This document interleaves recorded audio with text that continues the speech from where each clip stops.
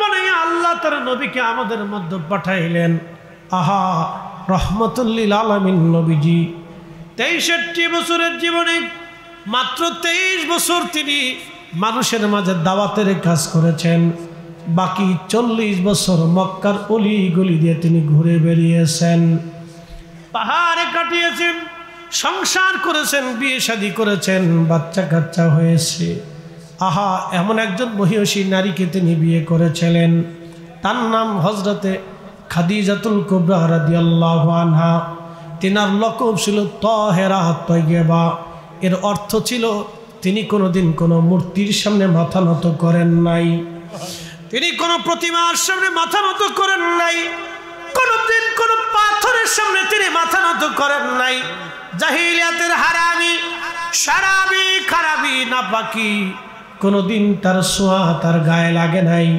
তিনি আমাদের মা হযরতে আম্মাজান খাদিজাতুল কুবরা 40 বছর তিনি মক্কার অলিগলি দিয়ে কাটাইলেন, ছাগল চড়াইলেন, দুম্বা চড়াইলেন। আল্লাহ কোরআন নাজিল করলেন 40 বছর বয়সে। এই কোরআন শরীফ নাজিল করার পরে রহমতের নবী মানুষের দ্বারে দ্বারে কালেমার দাওয়াত দিয়েছেন, গোপনে দিয়েছেন, প্রকাশ্যে দিয়েছেন। তিনি কালেমার দাওয়াত দিলেন। সর্বপ্রথম আমার নবীর কালেমার দাওয়াত যিনি মেনে নিলেন তিনি আম্মাজান খাদিজা। এরপরে বালকদের মধ্যে যিনি কালেমার দাওয়াত মেনে নিলেন তিনি হযরত আলী কাররামাল্লাহু ওয়াজ। এই 3 জন কাবা শরীফে নামাজ পড়তেন। আম্মাজান খাদিজা, হযরত আলী এবং আমার নবীজি 3 জন কাবা শরীফে তারা নামাজ পড়তেন। এই 3 জন কাবাতে মাঝে মধ্যে যায় নামাজ পড়তেন। এই 3 জন ছাড়া ওই সময় কাবায় নামাজ পড়ার কেউ ছিল না। খুব মনোযোগ দিয়ে শুনে যাবেন। হযরত আলী রাদিয়াল্লাহু আনহুর বয়স তখন 10। তিনি 10 বছর বয়সে কালেমা পড়েছিলেন। হযরত আলীর শরীরের ভিতরে কোনো শারাবি, খারাবি, হারামি, নাপাকি কোনোদিনও তিনার শরীরে বাতাস পর্যন্ত লাগে নাই। তিনি কখনো মদ পান করেন নাই, তিনি কখনো নেশায় আসক্ত হন নাই। 10 বছর বয়সে কালেমা শরীফ পড়লেন তিনি, কোনো শারাবি খারাবি তার শরীরে লাগে নাই। খুব মনোযোগ দিবেন। তার সঙ্গে আমার নবীজি তার কন্যা ফাতেমাকে বিয়ে দিলেন। ফাতেমাকে বিয়েটা আল্লাহর আইনে হয়েছিল, নবীর ইচ্ছায় হয় নাই। সেই ইচ্ছাটা ছিল আমার আল্লাহর। খুব মনোযোগ দিবেন। হযরতে রাসূল করিম সাল্লাল্লাহু আলাইহি সাল্লামের ঘর ছিল খুবই দুর্বল, বাড়ির মধ্যে খাবার ছিল না। ফাতেমাকে সুন্দর কোনো পোশাক তিনি কিনে দিবেন নাই, নবী কিনে দিতে পারেন নাই। যদিও আল্লাহর পক্ষ থেকে আধ্যাত্মিক ক্ষমতা তার ছিল, কিন্তু কখনো দামি পোশাক ফাতেমারে দেন নাই। খাবারের অভাবে ফাতেমা রাদিয়াল্লাহু আনহা পুষ্টিহীন হয়ে গেলেন, হীন হলেন, দুর্বল হয়ে গেলেন। ঘরের মধ্যে খাবার থাকতো না। আম্মাজান খাদিজাতুল কুবরা ইন্তেকাল করার পরে হযরত ফাতেমা রাদিয়াল্লাহু আনহা নবীজির সঙ্গে মদিনায় চলে আসছেন। ঘরের মধ্যে কিছুই ছিল না ফাতেমার। খোদায় খোদায় দিন চলে গেলেন। ও শতকের মুসলমান মা বোনেরা, খুব মনোযোগ দিয়ে কথাগুলি শুনে যাবেন। হযরতে ফাতেমা রাদিয়াল্লাহু আনহার ঘরে তেমন কিছুই ছিল না। ওনার একটা বালিশ ছিল, এই বালিশটা খেজুর গাছের যে ছাল আছে, আপনারা জানবেন খেজুর গাছের ছাল, এই ছালগুলি আলাদা করে তিনি চামড়ার ভিতরে ঢুকাই দিয়ে সেলাই করে বালিশ বানিয়েছিলেন। উনি পুষ্টিহীন হয়ে গেলেন, খুবই হীন হয়ে গেলেন। ফাতেমার 18 বছর বয়স।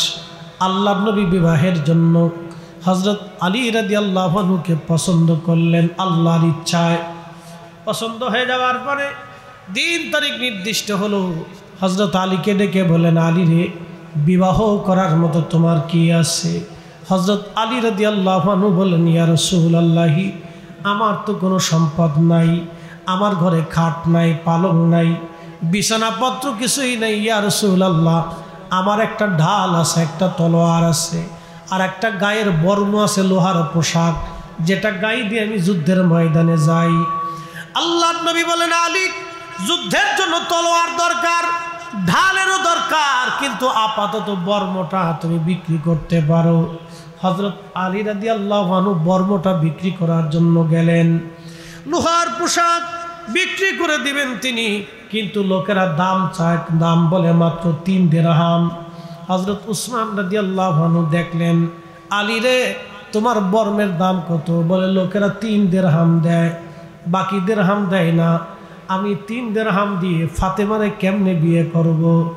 কি করে সদাইপতি করব? দেনমোহর আমি দিব বলেন। হযরত উসমান গনি রাদিয়াল্লাহু তাআলা আনহু তিনাকে প্রায় 280 দিরহাম দিয়ে তিনি বর্মটা কিনে নিলেন। একবার জোরে বলা যাবে কে মারহাবা? একসাথে বলেন আল্লাহু আকবার। আমরা বিবাহকে কঠিন করে ফেলেছি, বিয়ে শাদীকে কঠিন করে ফেলেছি, বিয়েটাকে সহজ করে দিতে হবে। হযরত উসমান গনি রাদিয়াল্লাহু আনহু কিনলেন, হযরত আলী বিক্রি করে চলে যায়। উসমান রাদিয়াল্লাহু আনহু ডাক দিয়ে বলেন, আলী রে দাঁড়াও, এই বর্মটা তোমাকে আবার আমি হাদিয়া দিয়ে দিলাম, কারণ যুদ্ধের ময়দানে বর্মের দরকার আছে। হযরত আলী বর্মটাও নিয়ে আসলেন, টাকাও নিয়ে আসলেন। কিছু টাকা দিয়ে দেনমোহর ধার্য করা হলো, কিছু অর্থ দিয়ে সুগন্ধি এবং বিবাহের সামানা কেনা হলো। হযরত ফাতেমার সঙ্গে আলীর বিয়ে হলো। আলীর ঘরে ফাতেমা গেলেন, তোশক ছিল না, বালিশ ছিল না, একটা মাত্র কম্বল। গায়ে লাগাইলে মাথা ঢেকে ঢাকে না, মাথা ঢাকলে পা ঢাকে না, পা ঢাকলে মাথা ঢাকে না। কোন রকম হযরত ফাতেমা রাদিয়াল্লাহু আনহার সংসার। উনি খেজুরের ওই ছাল দিয়ে তিনি সেই দিন বালিশ বানিয়েছিলেন। আমাদের বালিশ কত দামি, কত সুন্দর, কিন্তু হযরত ফাতেমার বালিশ ছিল খেজুরের ছাল দিয়ে বানানো, চামড়া দিয়ে বানানো ছিল সেই বালিশ। সেই বালিশ মাথায় দিয়ে দীর্ঘ জীবন চলে গেল ফাতেমা রাদিয়াল্লাহু আনহার। একদিন হযরত আলী রাদিয়াল্লাহু আনহু ডাক দিয়ে বললেন, ফাতেমা রে, ঘরের মধ্যে আমাদের বিরাট অভাব, তুমি জানো আমি বড় গরিব মানুষ, আমার কামাই রুজি তেমন কিছু নাই। ফাতেমা, আল্লাহর নবীর দরবারে গনিমতের মাল আসছে, তুমি যাইয়া কিছু গনিমতের মাল আমাদের জন্য নিয়ে আসো।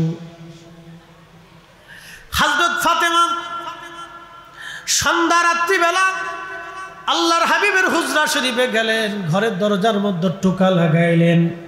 হযরত উম্মে আইমান রাদিয়াল্লাহু আনহা ঘরের মধ্যে ছিলেন। আল্লাহর নবী উম্মে আইমানকে ডেকে বলতেছে, উম্মে আইমান শোনো, ঘরের দরজায় যে টোকা লাগাইতেছে, টোকার আওয়াজে মনে হয় এটা আমার ফাতেমার হাত। দরজা খোলো। এই রাত্রিবেলা ফাতেমা কেন আসলো? কারণ কি, কি জন্য আমার ফাতেমা আসছে? তাড়াতাড়ি দরজা খোলো। দরজা খুলে দেওয়ার পরে ফাতেমা ঢুকলেন। আল্লাহর নবী তারে বিছানায় বসাইলেন। কি হয়েছে ফাতেমা? বলো গো মা, কি জন্য তুমি আসছো? ফাতেমা কেঁদে দিয়ে বলেন, আব্বাজান, আপনি আমারে গরিব ঘরে আলীর ঘরে বিয়ে দিয়েছেন। তিনি গরিব মানুষ, বাজার সদাই আমাদের হয় না, একদিন আনলে আর একদিন আমি না খেয়ে থাকি, একদিন রান্না হইলে আর একদিন রান্না হয় না। আব্বাজান, ঘরের মধ্যে কোনো আসবাবপত্র নাই, কোন রকম একটা খেজুরের মাদুরের উপর আমাদের জীবন চলে। বালিশ নাই, খেজুর গাছের ছাল দিয়ে আমি বালিশ বানাইয়া বিছানা করে থাকি। একটা মাত্র কম্বল আব্বাজান, এছাড়া আর কোনো কম্বল আপনার আলীর ঘরে নাই। খোদায় দিন যায়, শুনছি আপনার কাছে নাকি গনিমতের মাল আসছে। আব্বাজান, কিছু গনিমতের মাল যদি আমারে দয়া করে দিতেন। আল্লাহর নবী ডেকে ডেকে বলতেছে, রে ফাতেমা, গনিমতের মাল আমি তোমারে দেব না, এটা আমার গরিব উম্মতের জন্য বরাদ্দ করছি। আল্লাহর হাবিব উম্মতকে কতটা ভালোবাসছে, আমাদেরকে কত পরিমাণে ভালোবাসছে, নিজের কন্যাকে ফেরত দিয়ে দিলেন। মেয়েটা ক্ষুধার্ত, চেহারার দিকে তাকানো যায় না। নবীজির কষ্ট হচ্ছিল, ডাক দেয়া বলতেছে, ফাতেমা রে, তোমারে গরিমতের মাল দিব না, আমি আমার গরিব উম্মতের জন্য বরাদ্দ করছি, এটা আমার গরিব উম্মতের জন্য বরাদ্দ রে ফাতেমা। একটা কথা মনে রাখবেন, আল্লাহর নবী বলছেন শাসক গোষ্ঠীরা যদি সরকারি মাল নিজেদের ভোগ করে খায় তাহলে বুঝবা কিয়ামতের আলামত দুনিয়ার চাইতে কবর ভালো হবে। আর শাসক গোষ্ঠী যদি আমানতের সাথে তোমাদের সম্পদগুলি জনগণের মধ্যে বন্টন করে তাহলে বুঝবা কবরের চাইতে দুনিয়া ভালো হবে। শতকের মুসলমান কি কঠিন সুষম বন্টন, সেই দিন মেয়েটাকে ফেরত দিয়ে দিলেন। মা তুমি চলে যাও ফাতেমা, গনিমতের মালের একটা অংশ তোমাকে দেওয়া হবে না, এটা আমার গরিব উম্মতের জন্য বরাদ্দ। আমরা যে তার আদরের উম্মত কয়দিন কেন্দেছি, আল্লাহর নবীর আদরের উম্মত আমরা কিছুই করতে পারি নাই। আহা সেই দিন গরিব উম্মতকে নবীজি ভুলেন নাই। যারা গরিব আছেন চিন্তার কারণ নাই, পেরেশানি নিবেন না। আমার নবীকে গরিবরা আগে ভালোবাসছে, গরিবরা ভালোবেসে যাবে, গরিবরা আমার নবীর সঙ্গে জান্নাতে হাসতে হাসতে চলে যাবে। একবার জোরে বলা যাবে কি আল্লাহু আকবার। গরিবরা আগে হাসতে হাসতে জান্নাতে চলে যাবে আমার নবীর সঙ্গে। ফাতেমা কিন্তু আলহামদুলিল্লাহ বললেন, এতটা মন খারাপ করেন নাই। কিন্তু আল্লাহর নবীর ঘুম আসতেছিল না, সারা রাত্র নবীজি ঘুমাইতে পারতেছিলেন না। একবার ডান দিকে মুসুর দেন, আবার বাম দিকে মুসুর দেন, কষ্ট হচ্ছে। কলিজার টুকরা গরিব মেয়েটাকে তিনি পাঠাই দিলেন। আম্মাজান খাদিজার তিরোধানের পরে আমার নবীকে আগলে রেখেছিলেন হযরত ফাতেমা রাদিয়াল্লাহু আনহা। আহা মেয়েটা এমনভাবেই নবীকে ভালোবাসতেন, যেই জন্য আল্লাহ খুশি হয়ে নবীকে বলেন, হাবিব আপনি বলে দেন আপনার ফাতেমা হলো সাইয়্যিদাতুন নিসাই আহলিল জান্নাহ, জান্নাতের রমণীদের সর্দারিনী হলো আপনার ফাতেমা। একবার জোরে বলা যাবে কি আল্লাহু আকবার। আরে আমার রাসূলকে ভালোবাসার জন্য ফাতেমা যদি সাইয়্যিদানি হয়ে গেলেন, তিনি সর্দারিনী। শুনবি আমরা মুসলমান, নবীর ভালোবাসার কথা আমরা ব্যক্ত করি, এই জন্যই রাসূলের ভালোবাসায় পাহাড় সম গুনাহগুলি ধ্বংস হবে। নবীর ভালোবাসায় 8টা জাহান্নাম নিভে যাবে, যা 7টা জাহান্নাম নিভে যাবে, 8টা জান্নাত উম্মতের জন্য বরাদ্দ হবে। উম্মত যে জান্নাতের দরজা দিয়ে খুশি চলে যাবে সেই জান্নাতে। খুব মনোযোগ দেন। ফাতিমাতুজ জাহরা রাদিয়াল্লাহু আনহা চলে গেলেন। হযরত আলী ডাক দিয়ে বলেন, ফাতেমা রে নবী কি বলেছেন? ফাতেমা বললেন, স্বামী আমার, আল্লাহ রসুল বলেছেন গনিমতের মাল বলে গরিব উম্মতের জন্য বরাদ্দ হয়েছে, কিছুই দিবে না নবী, আমাকে ফেরত পাঠিয়ে দিয়েছেন। হযরত আলী আলহামদুলিল্লাহ বলে শুয়ে রইলেন। ছাত্রকের নারী সমাজ, ঘরের ভিতর থেকে যারা কথাগুলি শুনেন ভালো করে শুনে যান। আল্লাহু আকবার। ফাতেমা রাদিয়াল্লাহু আনহা তিনি চলে গেলেন। নবীর ঘুম আসে না, বারবার বারবার এপিট ওপিট এপিট ওপিট করতে লাগলেন। আল্লাহর নবী সকালবেলা ফজরের নামাজ পড়ে নবীজি তাড়াতাড়ি ফাতেমার ঘরের দরজায় আসছে, টুকা লাগাইলেন। আল্লাহর নবীর জন্য দরজা খুলে দেয়া হলো। ফাতেমা ঘরের ভিতরে যে নবীজি খাটের উপরে বসলেন, বসিয়া আল্লাহর নবী ডাক দেয়া বলেন, ফাতেমা রে মন বেজার করছো, তোমারে গনিমতের মাল দেই নাই, তোমার আব্বাজান সারা রাত ঘুমাইতে পারে নাই, আমি আমার কলিজার টুকরা মেয়েটাকে আমার দরজা থেকে ফেরত পাঠাইছি। ফাতেমা রে তোমার আব্বা সারা রাত ঘুমাইতে পারে নাই। ফাতেমা কিন্তু আমার মালিক আমার আল্লাহ আমার খালি ফেরত পাঠাই নাই, আমার আল্লাহ তোমার কাছে আমারে পাঠাইছে। চিৎকার মেরে জোরে বলবেন কি আল্লাহু আকবার।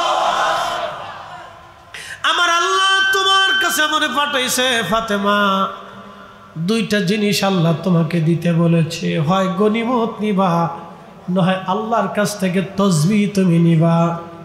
হয় গনিমত নাও, না হয় তসবিহ নাও। বলে আব্বাজান আল্লাহ কি তসবিহ দিয়েছেন বলেন?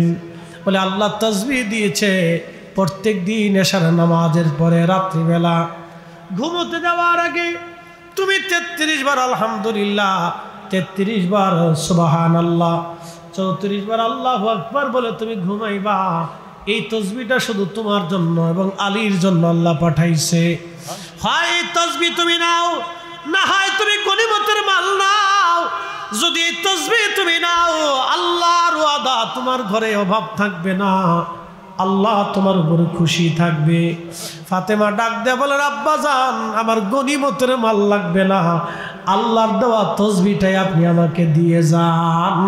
জোরে বলা যাবে কে মারহাবা। আমাদের মেয়েরা আজকে দুনিয়ার মোহে পড়িয়া, সাজগোজে পড়িয়া দুনিয়ার পাগল পারা হয়ে গেছে নারী। দুনিয়ার পাগল পারা হওয়া যাবে না। ফাতেমার আদর্শ যদি আমরা নিতে পারি, বোন আমার হাসতে হাসতে আলমারউ মা মান হাব্বা, আল্লাহর নবীর কন্যা সাইয়্যিদাতুন নিসাই আহলিল জান্নাহ ফাতিমাতুজ জাহরা রাদিয়াল্লাহু আনহার সঙ্গে আমাদের হাসর নাসর হয়ে যাবে রে বোন, আপনার হাসর হবে। আল্লাহর নবী বললেন তুমি যাকে মহব্বত করো তার সঙ্গে তোমার হাসর নাসর হবে। ও মুসলমান, খুব মনোযোগ দিবেন, আমি রসুল ভালোবাসার কথা বলতেছি। আল্লাহর নবীর প্রত্যেকজন সাহাবী এইভাবে নিজের জীবনকে উপেক্ষা করে আল্লাহর নবীকে ভালোবাসতেন। তারা নিজেদের পিঠের চামড়া দিয়েছেন, গোশত দিয়েছেন, সব কিছু উজাড় করে দিয়ে নবীকে ভালোবাসতেন তারা। আমরাও সেভাবেই ভালোবাসবো। কারো বেদাতের ফতোয়ার তবকা শোনার সময় আমাদের নাই। আমরা রাসূলুল্লাহর পক্ষে স্লোগান দিয়ে যাব। কথা বলেন ঠিক না ঠিক? বলেন তো জমিন কার? না না হয় না, আরো জোরে বলেন জমিন কার? আসমান কার? সব কিছু কার আইনে চলে? জিকির কার? নামাজ কার? জিকির নামাজ সব আল্লাহর। জমিন আল্লাহর, আসমান আল্লাহর। জমিন আল্লাহর, আসমানের নিচে জমিনের উপরে আল্লাহর পরে আরেকজনের জিকির চলে। কোরআন বলতেছেন ওয়ারাফানা লাকা যিকরাক। হুজুর ইদা যুকিরতু যুকিরতা মাই। হাবিব আপনি উম্মতকে জানান আমি আল্লাহর জিকির যেখানে, আপনি নবীর জিকির হবে সেইখানে।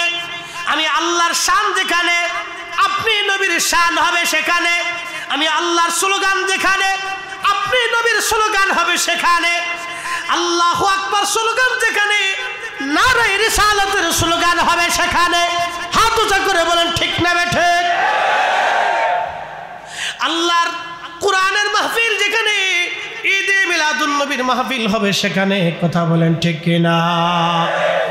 যদি আল্লাহর আইনে, আল্লাহর জমিনে আল্লাহর আইন চলে, তাহলে আল্লাহর আইনের পরে আরেকজনের আইন চলে, সেটা আমার নবীর আইন। ঠিক কিনা? আল্লাহর পরে আমার নবীর আইন চলে। অতএব আল্লাহর আইনে, আল্লাহর স্লোগান যেখানে, আমার রসুলের স্লোগান হবে সেখানে।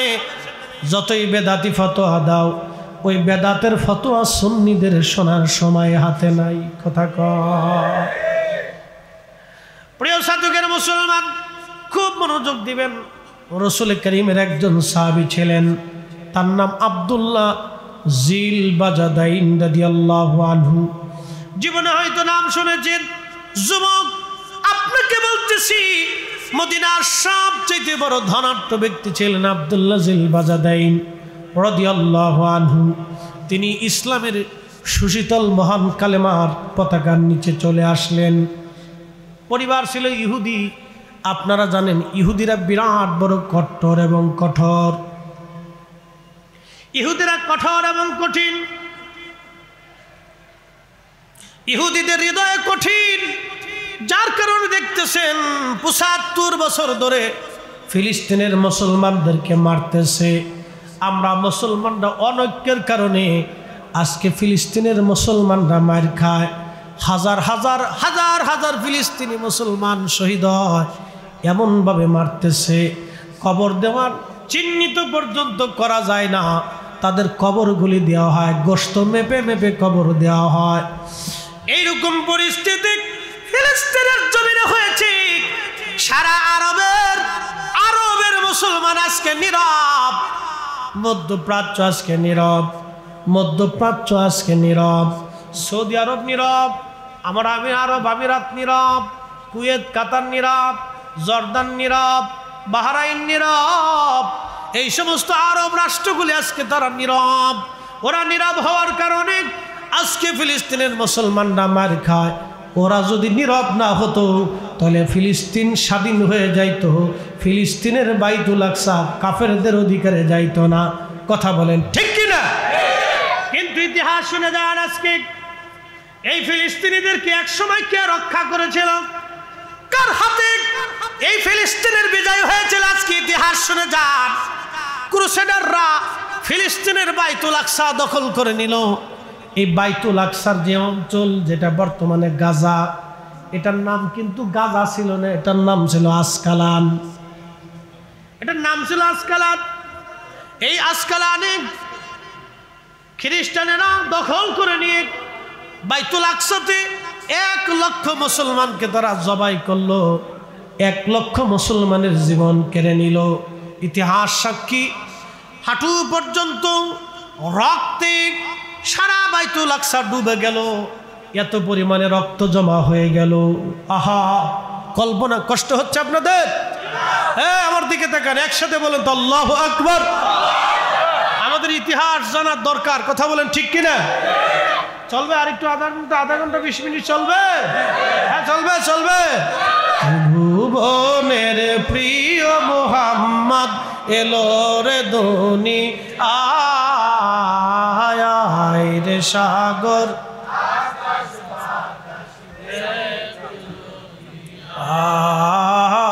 আয় রে সাগর, আকাশ বাতাস, ধুলির ধরা বেহেশত আজ জয় করিল দিল রে লাজ, আজকে খুশির ঢল নেমেছে ধূসর সাহারায় রে সাগর, আকাশ বাতাস বিজদিয়া, আয় রে সাগর, আকাশ বাতাস দেখবি যদিয়া। বন্ধুগণ আমার, ফিলিস্তিন দখল করে নিয়ে গেল ক্রুসেডাররা, লক্ষ লক্ষ খ্রিস্টান সৈন্যরা ফিলিস্তিন দখল করে নিয়ে গেল। দখল করার 200 বছর পরে ফিলিস্তিনিদের উদ্ধার করার জন্য সুলতান গাজী সালাউদ্দিন আইয়ুবী রহমাতুল্লাহর নেতৃত্বে বিরাট একটা সৈন্যবাহিনী বাইতুল আকসা অবরোধ করে তারা দখল করলো।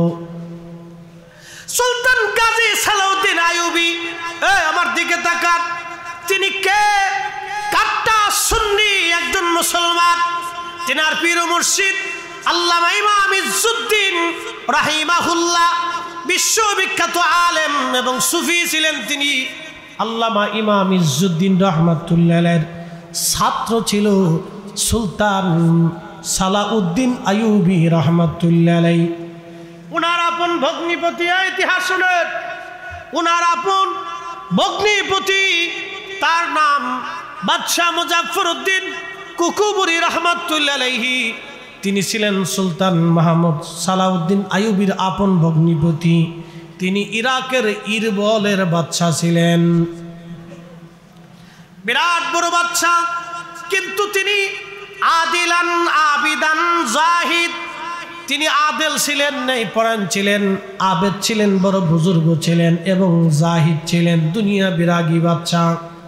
ওনার স্ত্রী সুলতান গাজী সালাউদ্দিন আইয়ুবীর আপন বোন, তিনি টুপি বানাইয়া, টুপি সেলাই করে সংসার চালাইতেন। একবার জোরে বলা যাবে কি আল্লাহু আকবার? আর আমাদের দরবেশ নিয়ে গেল 60,000 কোটি টাকা, দরবেশ নিয়ে গেল 60,000 কোটি। আরে ভাই খুব মনোযোগ দিবেন, দরবেশ নিল ৬০,০০০ কোটি। এইভাবে যদি চলে যায় তাহলে আমাদের হক নষ্ট হবে। সেই দিনে রাজা বাচ্চা যারা ছিলেন তারা সেই দিন টুপি সেলাই করে সংসার চালাইতেন।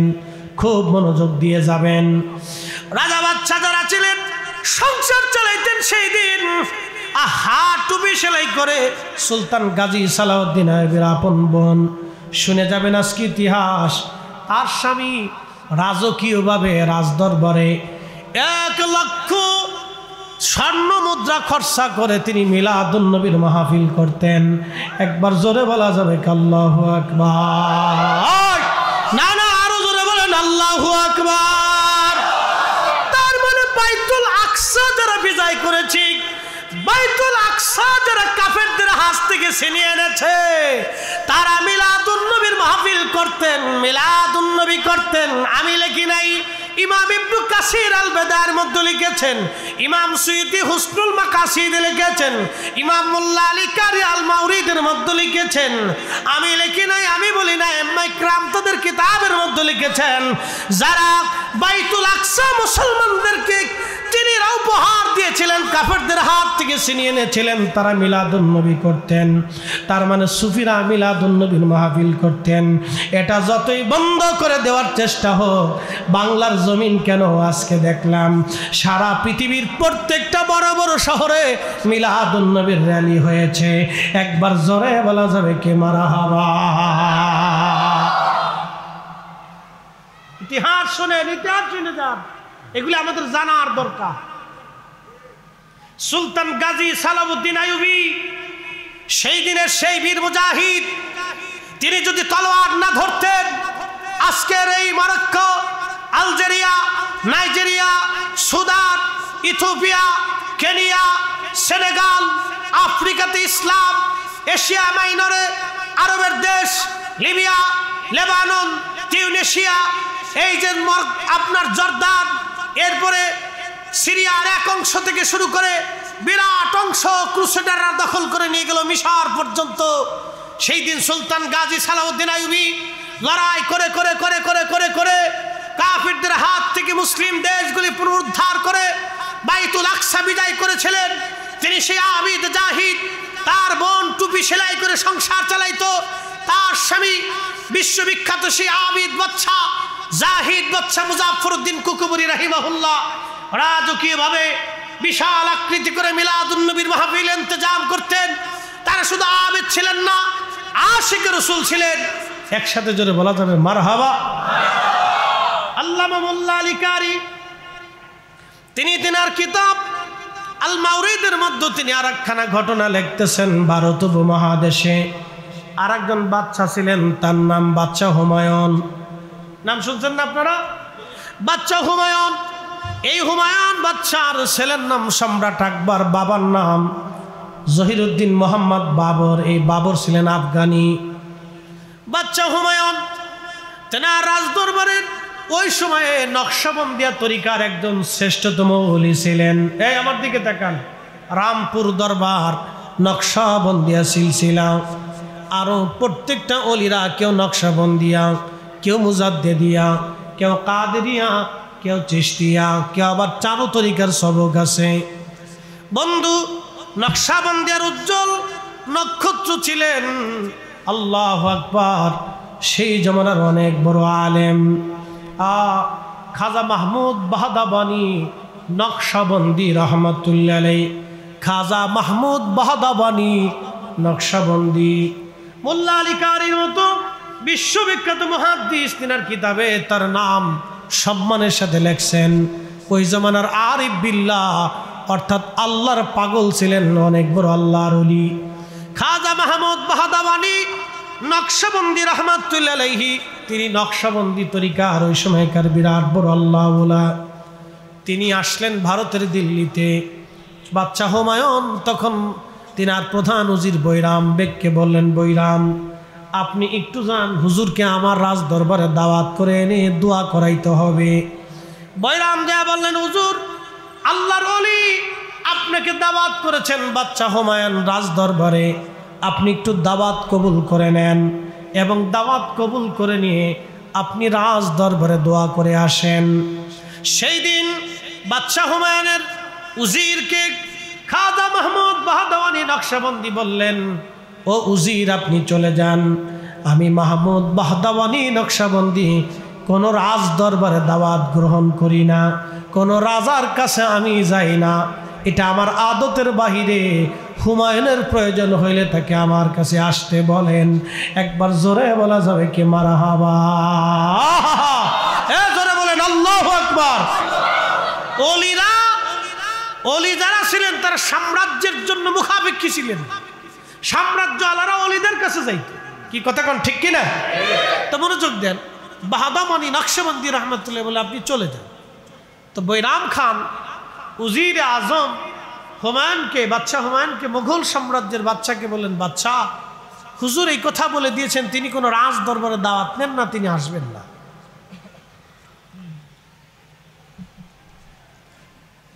এই কথা বলার পরে বাদশাহ হুমায়ুন বেজার হন নাই, তিনি আল্লাহর ওলিরে খেপাইতে চান নাই। দেখেন তেনারা জানেন সিংহের লেজে পাড়া দিলে বিপদ আছে। কথা কোন ঠিক কিনা? সিংহের লেজে পাড়া দিলে কি আছে? বিপদ আছে। ওলিরে খেপান নাই, বরং তিনি উজিরকে বললেন, উজির তিনি তো আল্লাহর মহান ওলি, তিনি আমাকে ধমক দিতে পারেন, কিন্তু হুজুরকে যে কোনো মূল্যে আমার রাজ দরবারে এনে একটু দোয়া করাইতে হবে বরকতের জন্য। আপনি বলেন কোন মাধ্যমে কি করলে হুজুর খুশি হয়ে রাজ দরবারে আসবে, হুজুরকে রাজি করা। বৈরাম খান চলে গেলেন। আবার যা বলতেছে, হুজুর বিয়াদবি নিবেন না, বাদশাহ আপনার খেদমতে আমাকে আবার পাঠাইছেন, আপনি এমন কি করলে আপনি রাজদরবারে যাবেন দয়া করে বলেন, তারপরও আপনি যাইয়া একটু দোয়ায় যাবেন বরকতের আশায়। বাদশাহ হুমায়ুন আপনাকে দাওয়াত করতেছে। তখন আল্লাহ মোল্লা আলী কারি মাক্কি লিখতেছেন আল মাউরিদের মধ্যে, ঠিক সেই সময় আল্লাহর ওলি ডাক দিয়ে বলেন, বৈরাম তোমার বাদশাকে যা বলো যদি রাজ দরবারে মিলাদ শরীফের ইন্তজাম করে। আল্লাহু আকবার। না না না না, হয় না হয় না, আরো জোরে জোরে জোরে জোরে। কি শরীফ? মিলাদ শরীফের ইন্তজাম করে। তাহলে আমি আসবো, কিন্তু বাদশার জন্য না, মিলাদের সম্মানে। জোরে জোরে জোরে জোরে জোরে জোরে। ওই জমানার আজ থেকে 500 বছর আগের কথা। কত বছর আগে? 500-600 বছর আগের কথা বলতেছি, আজকের কথা না, 500-600 বছর আগে। সেই দিনের বিশ্ববিখ্যাত উপমহাদেশের শ্রেষ্ঠ নকশবন্দিয়া তরিকার শ্রেষ্ঠ আবিদ জাহিদ আলিম, তিনি বলতেছেন, আমি বাদশার সম্মানে যাব না, আমি আল্লাহর রসুলের মিলাদের সম্মানে আমি সেখানে যাইয়া মিলাদ শরীফ পড়াবো, দোয়া করব। একসাথে বলা যাবে মারহাবা। তাহলে আমরা ওলিদের পথে আসি না নাই? কে এসে বেদাত বলবে ওগুলি আমরা শুনবো, শোনার সময় আমাদের নেই। মনোযোগ দিয়ে হযরত মাহমুদ বাহদাওয়ানি নকশবন্দি রহমাতুল্লাহ আলাইহিকে বৈরাম খান দাওয়াত দিলেন। উজির যায় বলেন, বাদশাহ মিলাদ শরীফের ইন্তজাম করেন। বাদশাহ রাজকীয়ভাবে রাজ দরবারে মিলাদের ইন্তজাম করলেন। হাজার হাজার মানুষ, হাজার হাজার আমির উমরা জ্ঞানী গুণী হাজার হাজার মানুষ রাজ দরবারে আসছে। আল্লাহর ওলি গেলেন। আল্লাহর ওলি যাওয়ার পরে বাদশাহ হুমায়ুন নিজে পানি ঢেলে আল্লাহর ওলির হাত ধোয়াইলেন, ওযু করাইলেন, পা ধোয়াই দিলেন। একবার জোরে বলা যাবে কি মারহাবা।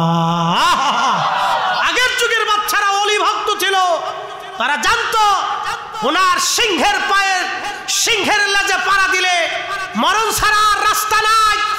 অতএব সুফিরা আল্লাহর ওলিরা এ জমিনে ছিল, জমিন আছে, কিয়ামত পর্যন্ত ওলিরা জমিনে থাকবে। কোনদিন এ জমিন ওলি শূন্য হবে না। যে সত্যি পৃথিবীতে চেষ্টা করুক, ও পৃথিবীতে ওলিদের রাজত্বই থাকবে। কথা বলেন ঠিক না বেটে? প্রিয় মুসলমান, এটা আমার বাক্য না, ইমাম সুয়ুতি রাহিমাহুল্লাহ ব্যাপারে একটা কিতাব লিখছেন। আল্লাহ রসুল, আল্লাহ ওয়াদা করেছেন পৃথিবীতে কখনো ওলি শূন্য থাকবে না। কোথাও না কোথাও আল্লাহ তার ওলিকে নিযুক্ত রাখবে। অতএব যে যতই চেষ্টা করুক তো কাজ হবে না। এ জমিন ওলিদের, এটা থাকবেই, যে কোনো মূল্যে থাকবে, যে কোনো ভাবে থাকবে। যদি কোনো এক জনপদ আল্লাহর ধ্বংস করে দিতে হয় তাও দেবে, যদি ভূমিকম্প দিয়ে মাটির নিচে নিয়ে নিতে হয় তাও নেবে, যদি সাগরকে উজ্জ্বলিত করিয়া হলেও মেরে দিয়ে ভাসিয়ে দিয়ে হলেও তাও নিয়ে রাখবে, যদি আল্লাহর প্রয়োজন পড়ে জনপদে আগুন ধরিয়ে পুড়িয়ে দিয়ে হলেও আল্লাহ তার ওলির ইজ্জতকে রক্ষা করবে। এই কথাটা সারা জীবন মনে রাখবেন। যদি আকাশের পানি দিয়ে জমিনের বন্যা দিয়ে হলো মানুষ মিসমার করে দিয়ে হলো আল্লাহ তার ওলিদের সম্মানকে রক্ষা করবে। এটা আল্লাহ পাকের ওয়াদা, কখনোই নষ্ট হবে না, কখনোই হয়েছিল না, আগামীতেও হবে না। যারা স্বপ্ন দেখেন শুধু স্বপ্ন দেখেই যাবেন, কিন্তু কাজে পরিণত হবে না। জমিন ওলিদের, আল্লাহর আইন অনুযায়ী জমিন চলে। আর শোনেন, প্রত্যেক অঞ্চলে আল্লাহ তার কুতুব নিযুক্ত করেছেন, আবদাল নিযুক্ত করেছেন, মুজাদ্দিদ নিযুক্ত করেছেন, অলি নিযুক্ত করেছেন। এই সমস্ত কুতুব আবদালরা, অলিরা তারা সবসময় আল্লাহর জিকিরে ফিকিরে আল্লাহর ইবাদতে থাকে। কিছু আল্লাহর মজ্জুব আছে, আল্লাহর পাগল দুনিয়াতে আছে, দুনিয়া বিরাগী হয়ে আল্লাহকে পাওয়ার জন্য দিনহীন হয়ে দুনিয়ার রাজত্ব, দুনিয়ার সুখ, দুনিয়ার সমাজ, দুনিয়ার দেশ, দুনিয়ার খাদ্য, দুনিয়ার সম্মানকে জলাঞ্জলি দিয়ে তারা আল্লাহকে খুশি করার জন্য প্রতিনিয়ত আর হামেশা আল্লাহর জিকির ইবাদতে মশগুল থাকে। শোনেন, এটা কখনো শূন্য হবে না। জমিনে ওলি থাকবেই, না থাকলে কিয়ামত হয়ে যাবে। আল্লাহর আসমানে বৃষ্টি বন্ধ হবে, জমিনে শস্য বন্ধ হবে, অগ্নেগিরি উৎপাদিত হবে, অগ্নেগিরি আগুন বের হয়ে আসতে থাকবে, নানান মুসিবত পৃথিবীতে চেপে আসতে থাকবে। এজন্য ওলি ছিল, ওলি আছে, কিয়ামত পর্যন্ত ওলি থাকবে, এটা কখনো বন্ধ হবে না। মোহতারাম সুলতান বাদশাহ হুমায়ুন সেই দিন হুজুরকে নিয়ে নিজে হাত ধোয়াইলেন, পা ধোয়াইলেন, ওযু করাইলেন, সম্মানের সাথে বসাইলেন। রাজকীয়ভাবে পবিত্র মিলাদুন নবী সাল্লাল্লাহু আলাইহি সাল্লামের মাহফিল কায়েম হলো। মোল্লা আলী কারি মক্কি হানাফি রাহিমাহুল্লাহ আজ থেকে 450 বছর আগে ওনার কিতাব আল মাউরিদুর রাবি ফি মাউলিদিন নবীর ভিতরে তিনি লিখতেছেন, সেই দিন রাজকীয়ভাবে মহা ধুমধামে মিলাদ শরীফ হয়ে গেল। হয়ে যাওয়ার পরে হুজুর দোয়া করলেন, শুধু একটু দোয়ার আশায় বিরাট বড় মিলাদের ইন্তজাম করেছিলেন বাদশাহ হুমায়ুন। তার মানে বোঝা গেল এই মিলাদ মাহফিলগুলি এগুলি আগে থেকেই চালু হয়ে আসছে। এগুলির মাধ্যম দিয়ে তারা তরিকতের, তাসাউফের, ইসলামের খেদমত দেশে দেশে স্থানে স্থানে করে গেছে। কথা বলেন ঠিক না বেঠে? এগুলি চলবে, বন্ধ হবে না। মোহতারাম, আল্লাহ আমাদের প্রত্যেকের দ্বীন মিল্লাতের উপরে দায়েম কায়েম রাখুন, আউলিয়া কেরামের পথে আমাদেরকে শক্ত করে রাখুন। সকলে বলে না আমিন। বন্ধুগণ আমার, আলোচনা লম্বায়িত নয়, শেষের দিকে নিয়ে আসবো। হযরত ফাতেমা রাদিয়াল্লাহু আনহার কথা বলছিলাম, ওয়াজ আমি শেষ করে দিব। যেহেতু পবিত্র মিলাদুন নবীর মাহফিল, আমার নবীর জীবনের শেষ সময়ের দুটি কথা বলেই শেষ করে দিব। কষ্ট হচ্ছে আপনাদের? 10টা মিনিট সময় দেওয়া যাবে না? তাহলে একসাথে আবার বলেন তো, আল্লাহু আকবার, নারে তাকবীর, নারে রিসালাত, বাঁচাও ঈমান, বাঁচাও দেশ, আহলে সুন্নাত ওয়াল জামাত, পবিত্র ঈদে মিলাদুন নবী, মিলাদুন নবী যেখানে, নূরের নবী যেখানে, ওলি আল্লাহ যেখানে, পীর মাশায়েখ যেখানে, কোরআন সুন্নাহ যেখানে, কোরআন সুন্নাহর আলো, নারে তাকবীর, নারে রিসালাত। একটু জিকির করে লা ইলাহা ইল্লাল্লাহ,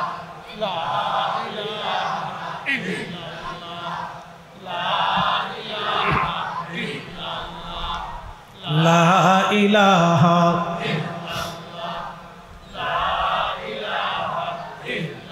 আসিয়া বলে আল্লাহ আল্লাহ, ফেরাউন দিছে কত জ্বালা। আল্লাহ বলে ও জিবরাইল, আল্লাহ বলে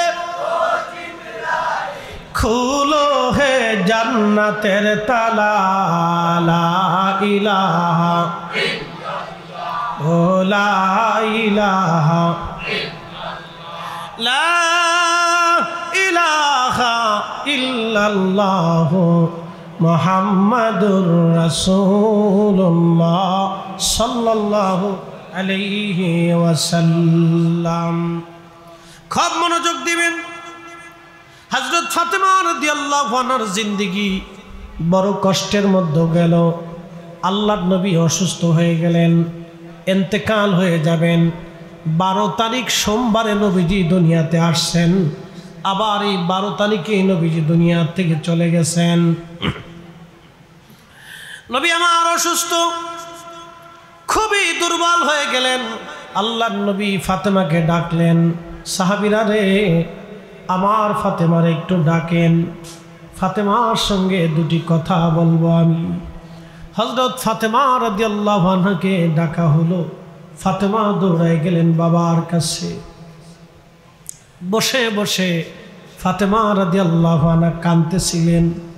আল্লাহর নবী ডাক দিয়ে বললেন, ফাতেমা রে, কি জন্য তুমি কান্দো? ফাতেমা বলতেছে, আব্বাজান, আপনার বিরহ বেদনার চিন্তায় কাঁদতেছি। আমার আপনি এতিম বানায় চলে যাবেন, কি করে আমি ফাতেমা সহ্য করবো আব্বাজান? বিরহ বেদনা আমি কান্দি। কোরআন শরীফ আল্লাহ বলে দিলেন, ওয়ালাল আখিরাতু খায়রুল লাকা মিনাল উলা। হুজুর, দুনিয়ার জিন্দেগির চাইতে পরকালের জিন্দেগি আপনার জন্য উত্তম হবে। নবীজির সময় গণায় গেল, বিদায়ী ঘন্টা বেজে গেল, অর্থাৎ আল্লাহর হাবিবের বিদায়ের সময় চলে আসলো। ফাতেমা কান্দে। নবীজি ডাক দিয়ে বলেন, ফাতেমা রে, তুমি কি জানো আল্লাহ আমাদেরকে কি সম্মান দিয়েছে? ফাতেমা রে, আল্লাহ তোমার একজন বাবা দিয়েছে, যেই বাবা সৃষ্টির মধ্যে শ্রেষ্ঠ, যেই বাবারে আল্লাহ হাবিবুল্লাহ বানাইছে। ফাতেমা রে, আল্লাহ তোমার দুইটা সন্তান দিছে, কারো ঘরে এরকম সন্তান আল্লাহ দেয় নাই। আমার আল্লাহ দুইটা সন্তানের কি দাম দিছে জাননি রে ফাতেমা? আল হাসানু আল হুসাইনু সাইয়্যিদা শাবাবি আহলিল জান্নাহ। আমার হাসান আর হুসাইন দুইজন জান্নাতের যুবকদের সর্দার। ফাতেমা রে, তুমি কি জানো কুরাইশ পরিবারে বনু হাশিমের ভিতরে তোমার বাবার পরিবারের চাইতে শ্রেষ্ঠ পরিবার পৃথিবীতে আর কারো নাই রে ফাতেমা। আল্লাহ আমার রে আহলে বায়াত বানায় দিছে রে ফাতেমা। এই পরিবারের চাইতে দামি পরিবার আর দুনিয়াতে নাই। ফাতেমা রে, তুমি কি জানো আমার পরিবারকে কত বড় মর্যাদাশীল আল্লাহ বানাইছে? তোমার বংশের ভিতরে জাফর নামক একজন, যার দুইটা হাত কাফেররা কেটে ফেলে দিয়েছিল রে ফাতেমা, আল্লাহ হাতের বদৌলতে তার পাখা দিয়ে দিচ্ছে। আমার জাফর জান্নাতের 8টা দরজা দিয়ে যেখানে খুশি সেখানে সেখানে আমার জাফর ঘুরে বেড়ায়। ফাতেমা রে, শোনো, তোমার বংশের ভিতরে তোমার দাদা, তার নাম আমির হামজা, আল্লাহ তারে সাইয়্যিদুশ শুহাদা বানাইছে, শহীদদের সর্দার বানাই দিছে। ফাতেমা রে, তুমি কি জানো তোমার আব্বাজানকে আল্লাহ কত বড় মর্যাদাশীল বানাইছে? ফাতেমা, ফাতেমা রে, আরো শোনো আল্লাহ কি পরিমাণে মর্যাদা দিছে। তুমি কেন কান্দো রে মা? তুমি আলীর সঙ্গে আমি বিয়ে দিয়েছিলাম রে ফাতেমা, সে আলীর ব্যাপারে তোমার মন খারাপ ছিল, তুমি গরিব ঘরে, আমি কেন তোমারে বিয়ে দিলাম? ফাতেমা, আলীর সাথে তোমারে বিয়ে দিছি, বিয়েটা আমার ইচ্ছায় হয় নাই, তোমার সঙ্গে আলীর বিয়েটা আমি আমার আল্লাহর ইচ্ছায় দিয়েছিলাম। তোমার স্বামী আমি পছন্দ করি নাই, আল্লাহ নিজে পছন্দ করেছে। একবার জোরে বলবেন কি আল্লাহু আকবার। চিন্তা করেন তো কত বড় দামি পরিবার। আল্লাহর নবী ডাক দেখা, ফাতেমা মন খারাপ করো না, তুমি তোমার কানটা আমার মুখের সামনে লাগাও। হযরত আল্লাহর নবী কানে কানে কি যেন বললেন। ফাতেমা হাসতে লাগতেছে, মুস্কি মুস্কি হাসতে হাসতে বেরোয় আসি। আম্মা জান আয়েশা সিদ্দিকা ডাক দিয়ে বলতেছে, ফাতেমা একটা বিষয় বুঝলাম না, তুমি প্রথমে কাঁদলা পরে হাসলা, কারণ কি? ফাতেমা রাদিয়াল্লাহু আনহা ডাক দিয়ে বললেন, আম্মা জান আমাকে নবীজি প্রথমে বিরহ বেদনার কথা বলেছেন। নবী বলেছেন আমাদের ছেড়ে বলে চলে যাবে। বাবার বিরহে আমি কাঁদতেছিলাম, কিন্তু আমার নবী আমার আরেকটা সুসংবাদ দিয়েছেন কানে কানে। বলে কি সংবাদ? ফাতেমারে বলো।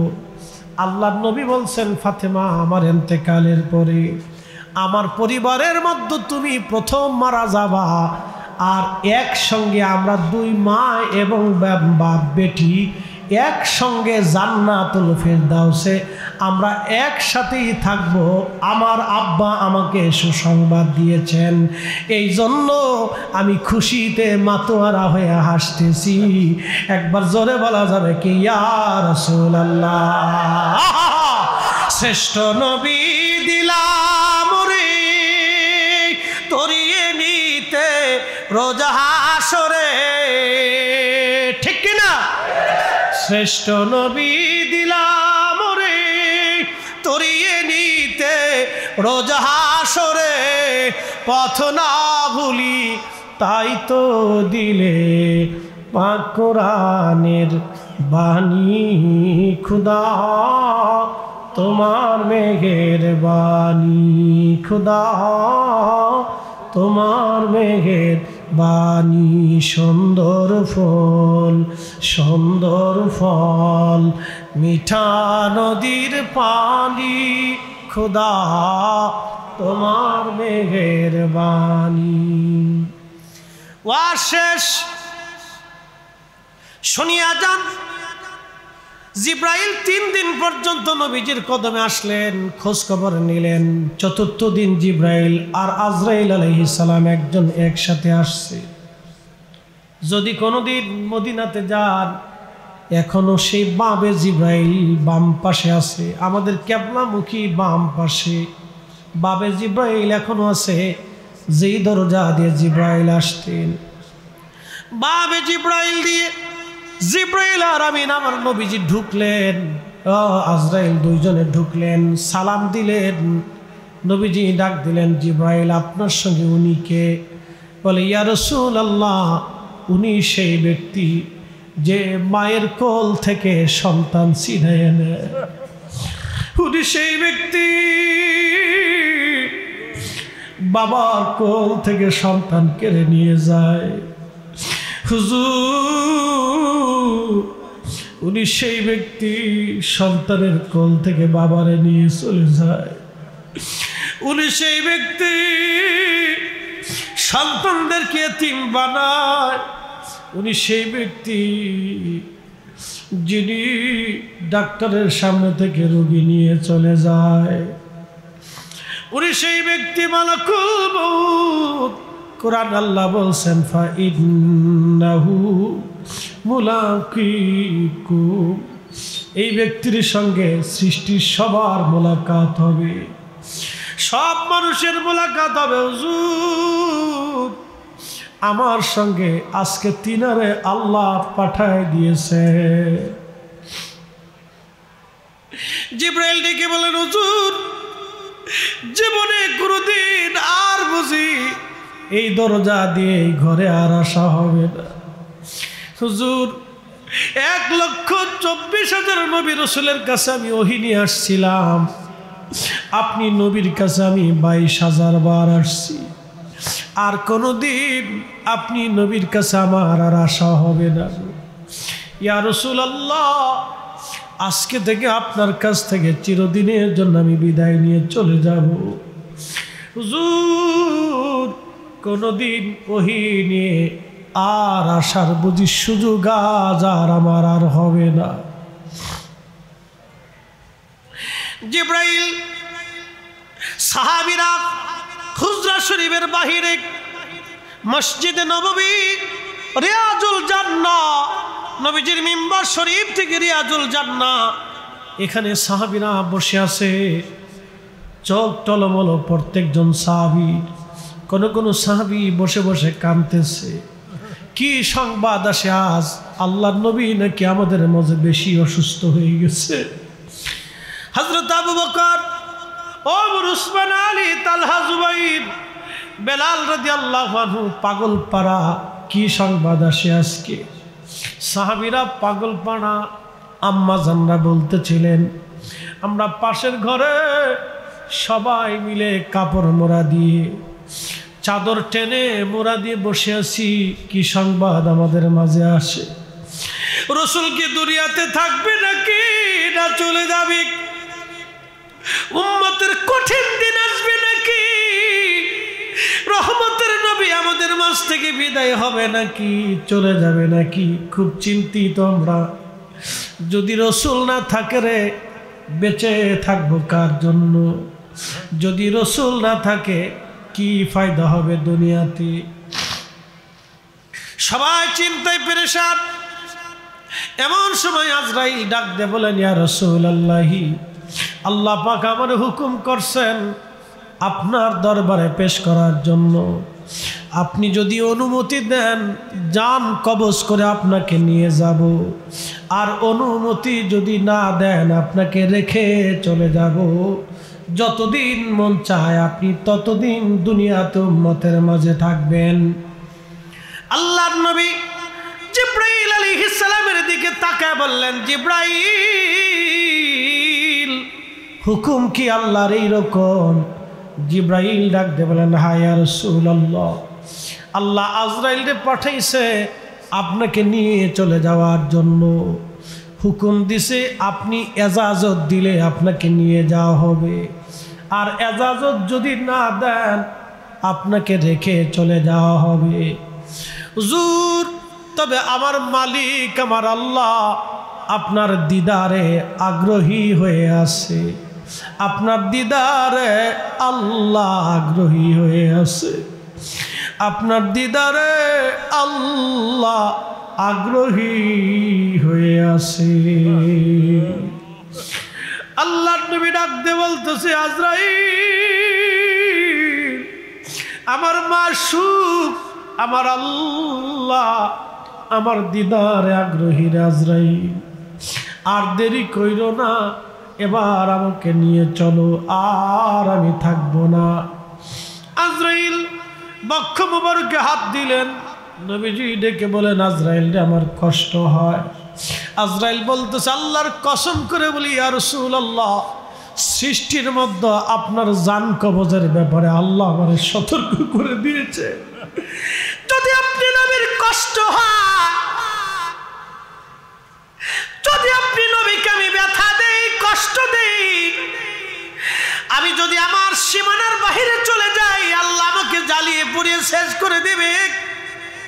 রাব্বে কারীম আমারে সতর্ক করে দিয়েছেন, আপনার জান কবজের ব্যাপারে এত সতর্ক করলেন আল্লাহ। যদি আমার বেয়াদবি হয়ে যায়, আমি সর্বনাশ হয়ে যাবে আমার। হুজুর, আপনার আগে এবং পরে আপনার মতো কারো সঙ্গে আর এরকম আচরণ করা হবে না। কারো কাছ থেকে এজাজত নেওয়া হবে না, অনুমতি নেওয়া হবে না। ইয়া রাসূলুল্লাহ, একটু কষ্ট হবে, ধৈর্য ধরেন। আপনার চাইতে এত আসানে কাউকে নেওয়া হয় নাই, আর কাউকে আল্লাহর দরবারে নেওয়া হবে না। তখন আমার নবী ডাক দিলেন, আজরাইল, তোমার কথাটা বলে দিয়ে যাই, আমার উম্মতের কষ্ট দিও না, আমার উম্মতের কষ্ট দিও না। আমরা সেই নবীর উম্মত, ইন্তেকালের সময় যে নবী আমাদেরকে ভুলে নাই, আমরা জীবন চলে যাবে, নবী ভুলতে পারবো না। হাত উঁচা করে বলেন, ঠিক না বেঠে?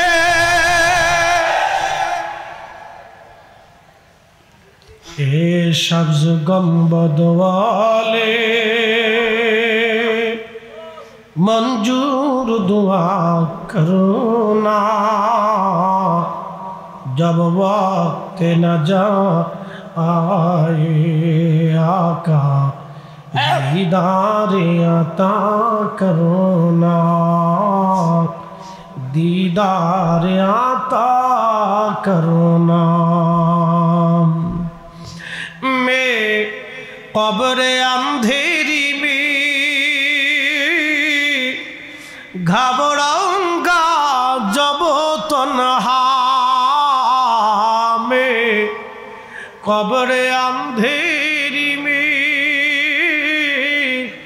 घबराऊंगा जब तन्हा,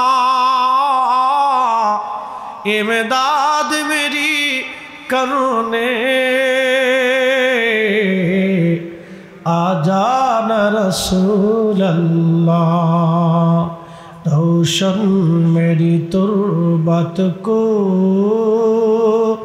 लिल्लाह जरा करुणा, जब वक्त न जा आए आका दीदार अता करुणा, दीदार आता करुणा। ये सब्ज गंबद वाले मंजूर दुआ करुणा, जब वक्त न जा आए आका दीदार अता करुणा।